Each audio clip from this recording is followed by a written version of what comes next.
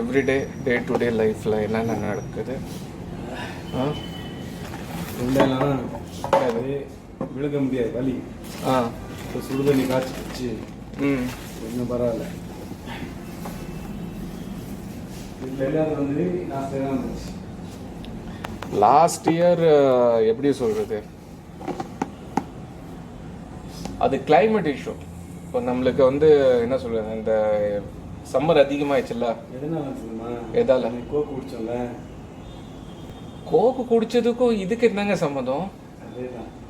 எப்படி சூடாக குடிச்சா பிரச்சனை இல்லை, ரொம்ப கூலிங்காக நிறைய குடிச்சா இருக்காது. அந்த தோட்டம்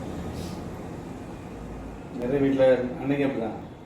அக்கா வந்து சூடாக இருக்குன்னு இது தர்பூசணி இருக்குல்ல, ஃப்ரிட்ஜில் ஃப்ரீசரில் வச்சுட்டு அப்படியே எடுத்து ஐஸ் கட்டி மாதிரி சாப்பிட்டாங்க.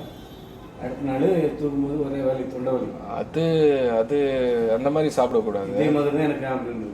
நான் என்ன பண்ணேன், தர்பூசணியில் வந்து ஜூஸாக இது பண்ணிட்டேன். சில விஷயங்களை எக்ஸ்பெரிமெண்ட் பண்ணேன். என்னென்ன பண்ணேன்னா, கொஞ்சம் உப்பு மிக்ஸ் பண்ணேன், லெமன் மிக்ஸ் பண்ணேன், ஓகே, சக்கரை மிக்ஸ் பண்ணேன்.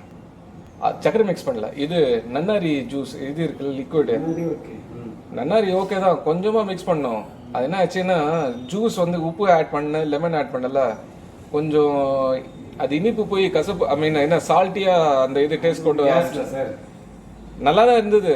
பட் அது ரொம்ப உப்பாக ஃபீல் ஆனதுனால நான் நன்னாரி வந்து அதிகமாக அளவுக்கு மீறி அதிகமாக மிக்ஸ் பண்ணேன். அது மிக்ஸ் பண்ணுவோம், அதோட ஃப்ளேவர் வந்து டிஃப்ரெண்ட்டாக வந்தது டேஸ்ட்டு. அது குடிக்க நல்லா இருந்தது. சரி, இன்னும் ஆட் பண்ணி 1/4 பாட்டில் அப்படியே ஃபுல்லாக காலி ஆயிடுச்சு. அது விஷமாயிருக்கும்ல போய்.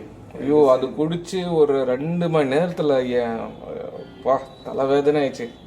ரன்னிங் நோஸ், நிற்கவே இல்லை, நைட்டு இருக்கும். டேப்லெட் வாங்கி சாப்பிட்ட பிறகு தான் எனக்கு நார்மலாக ஆயிடுச்சு. அது ஒன்றும் செய்ய முடியாது நம்மளால. நத்திங். லெமன் வாங்கி ஜூஸ் குடிப்பீங்க டெய்லி.